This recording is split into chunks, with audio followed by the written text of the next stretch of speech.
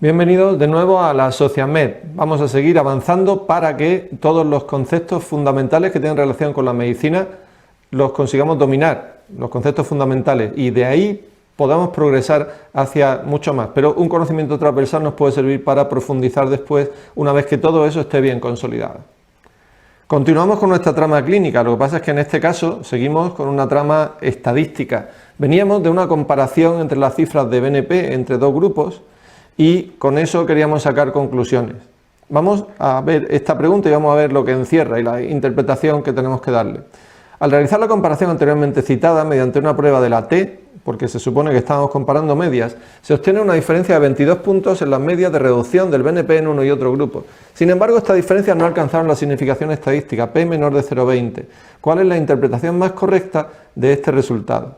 Bien, se trata de una comparación entre dos grupos en donde hemos obtenido diferencias, y las diferencias parecen, bueno, no son demasiado grandes, pero parecen importantes, y sin embargo no tenemos la significación estadística, tenemos una P menor de 0,20.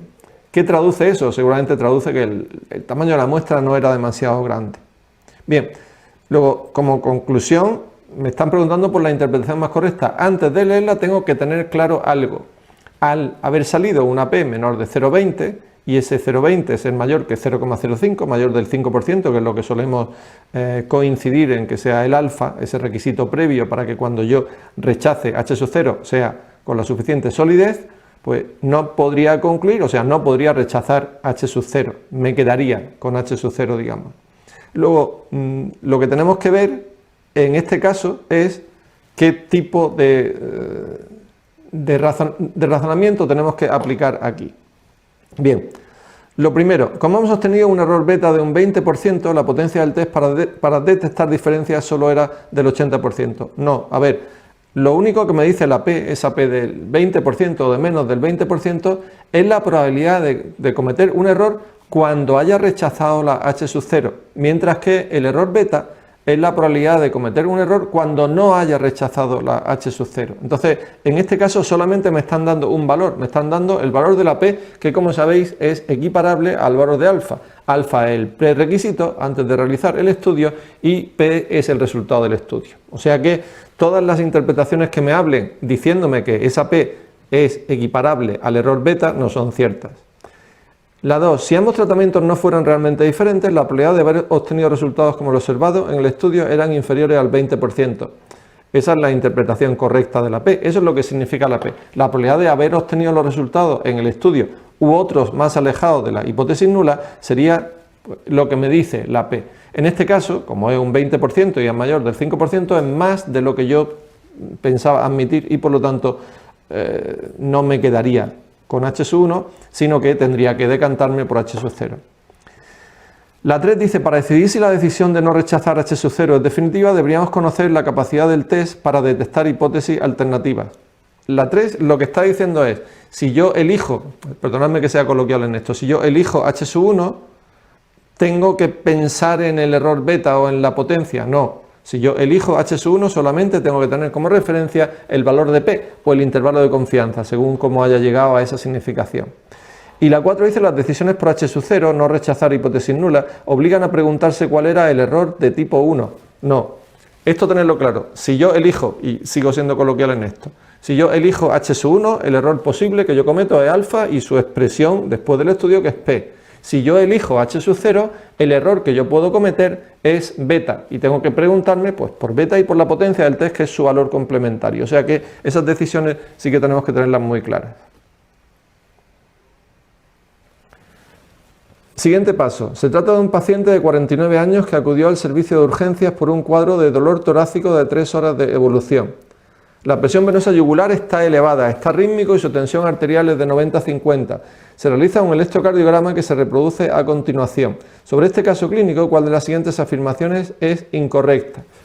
Bien, antes de ver ese electro sobre el que hablaremos después, lo que tenemos que, ya que estábamos hablando del BNP antes, pues ahora le hacemos una traducción a esto a un caso de cardiología.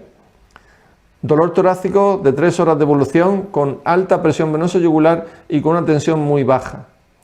Si no me dicen nada más, Eso puede ser un cuadro de un taponamiento cardíaco, puede ser un cuadro de un infarto del ventrículo derecho, pero si me dijeran que el paciente tiene además edema de pulmón, crepitantes y tal, pues entonces podríamos hablar de un cuadro de un infarto anterior extenso, por ejemplo.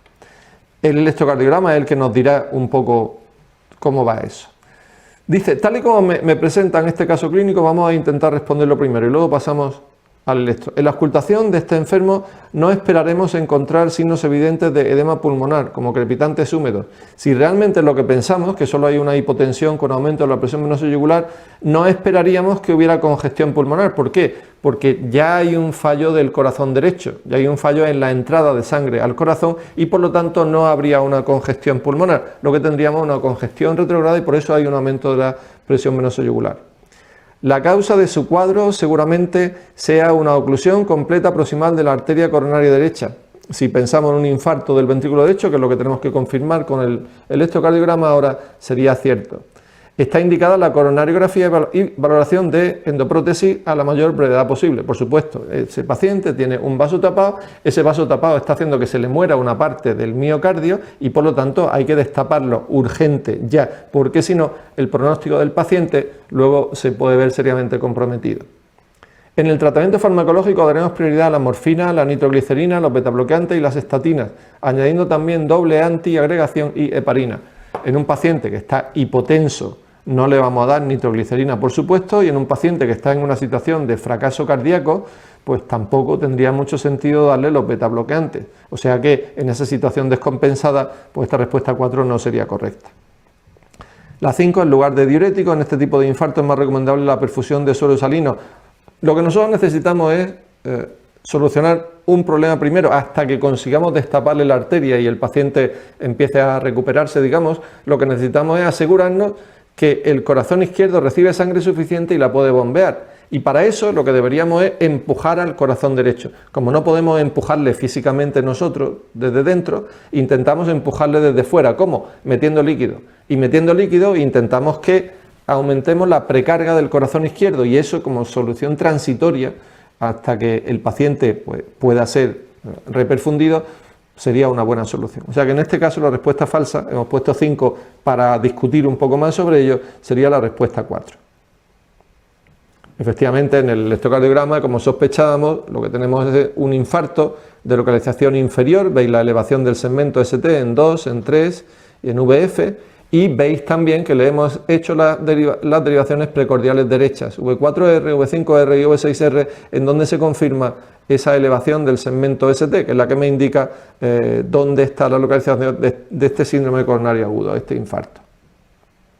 Y vamos a repasar con ello la localización del infarto. A ver, aquí tenemos las derivaciones y si se trata de un infarto posterior, ¿en dónde lo veríamos sobre todo?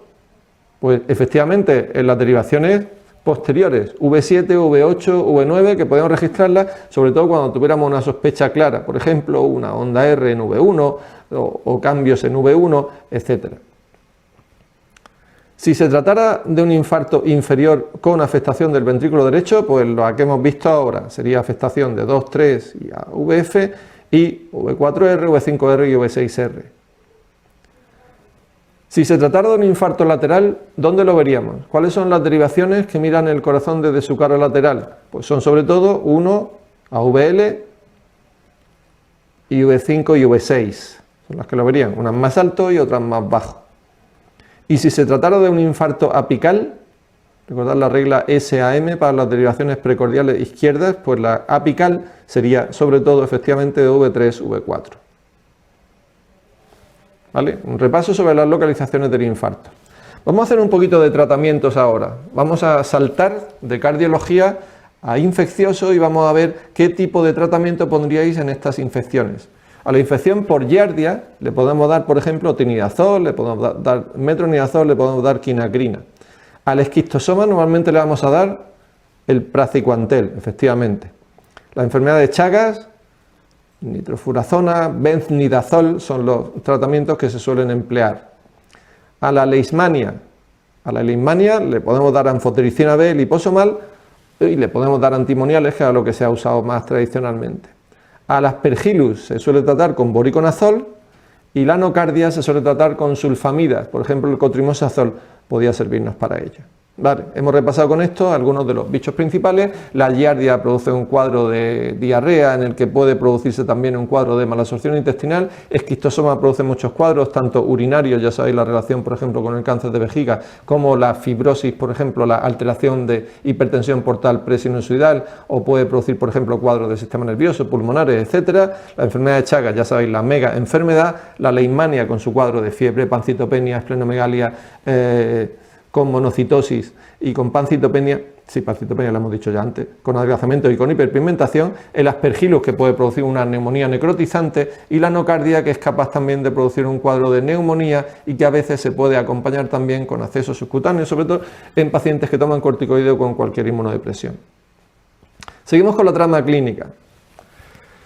Estamos con el contraste de hipótesis y queremos asociarlo con algo, y es muy difícil asociarlo con algo, entonces vamos a hacer el contraste de hipófisis, que es algo que suena parecido, por lo menos. Vamos a hablar de una prueba de contraste, una resonancia magnética con gadolinium, en donde una paciente tiene un tumor de 2 centímetros con una prolastinemia de 80 nanogramos mililitros. Con respecto a este caso indica la afirmación incorrecta.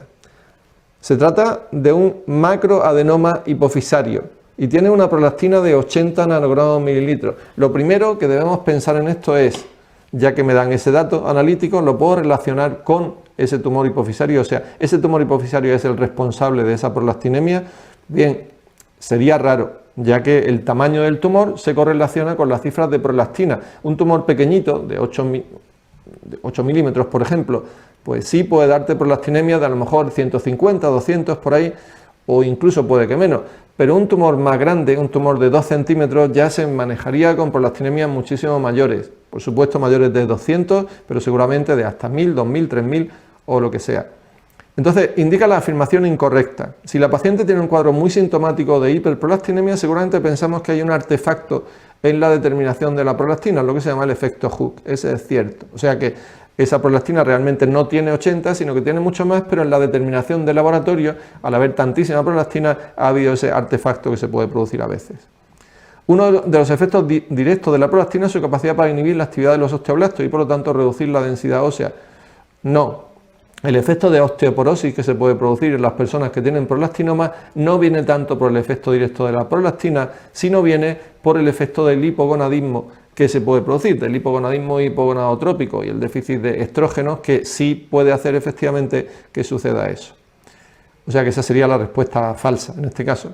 Si el cuadro es poco sintomático, debería ser tratado quirúrgicamente con cirugía transesfenoidal. O sea, si hay un tumor hipofisario de 2 centímetros y lo que se piensa en este caso es que esa hiperprolastinemia no es realmente porque esté produciendo prolactina, sino porque comprime el tallo hipofisario y está privando a la hipófisis del freno que le hace la dopamina, está bloqueando ese freno que la dopamina hace sobre hipófisis, pues entonces la solución es tratamiento quirúrgico. Si fuera un prolactinoma, ya sabéis que el tratamiento es tratamiento médico, con cabergolina, bromocriptina. Y me dice precisamente la 4 que la cabergolina, uno de los fármacos empleados en el tratamiento de la hiperprolastinemia en dosis altas, se ha asociado con valvulopatías como efecto adverso. Esas dosis normalmente no son las que se emplean en el prolactinoma, sino son las que se emplean a veces en los pacientes con acromegalia. O sea que nos quedamos con la respuesta 2. Este niño con esas lesiones, con esas vesículas, con esas ampollas que tenéis ahí localizadas, vamos a ver una pregunta sobre ello. Neonato, mujer de 25 días de vida, que acude a urgencias por lesiones en la piel desde la primera semana de vida, el embarazo y el parto sin incidencias y sin factores de riesgo infeccioso. Presenta vesículas firmes sobre base eritematosa con distribución lineal, siguiendo la línea de Blasco, que afectan a miembros superiores e inferiores con lesiones liquenificadas con tonalidad grisáceo-marronácea, con la misma distribución. No quiero que sepáis mucho más sobre esto, simplemente es un caso, pues, no digamos anecdótico, pero sí, no algo que frecuentemente veamos en medicina interna y que es algo mucho más específico dermatológico, pero sí puede ser importante reconocer que este cuadro es una epidermolisis ampollosa simple, nada más. Vamos a hacer un poquito de relación, un poquito más, con más relajación, digamos, sobre el pasapalabra. Empieza por L. Igual te pone contento que estás a full en el baño porque hace mucho pipí, porque produce poliuria y polidipsia. Si el paciente está sufriendo, igual le pone maníaco, porque hace giros de la fase depresiva a la fase maníaca. Empieza por L, el carbonato de litio, efectivamente, con algunos de sus efectos secundarios localizados ahí. Empieza por M. Si está en ritmo sinusal, el retumbo del llenado aumenta mucho. Al final, tiene el paciente cerrado el orificio mitral. Aquí lo que me están hablando es del refuerzo presistólico del retumbo que tienen los pacientes con estenosis mitral. Eso solo cuando estén en ritmo sinusal. Si no están en ritmo sinusal, están en fibrilación auricular, pierden ese refuerzo presistólico. Empieza por N. Es una cosa muy seria para nena y para nene si te tratan la HPN y te invade la, pues como rima con seria, será la Neisseria. Y efectivamente el tratamiento de la HPN, la hemoglobinuria policistina nocturna con eculizumab, que anticomplemento, pues puede producir que tengan mayor susceptibilidad a sufrir infecciones por Neisseria, meningococo, gonococo. Empieza por O. Es situación poco práctica, la suprarrenal rotilla, te levantas de la silla y la piña es automática, hipotensión ortostática. Eso es lo que sucede, por ejemplo, en pacientes que tienen un daño suprarrenal, como viene aquí expresado. Y la P. Su pareja se impacienta, el dolor rompe y desgarra, está mal la parturienta, útero como una piedra, sangre negruzca y escasa, desprendida la placenta. El desprendimiento prematuro de placenta, la abruptio placente, es lo que produce este cuadro clínico, con ese útero duro, leñoso, con sangrado escaso, pero de color oscuro, sangre negruzca y escasa, como hemos dicho ahí.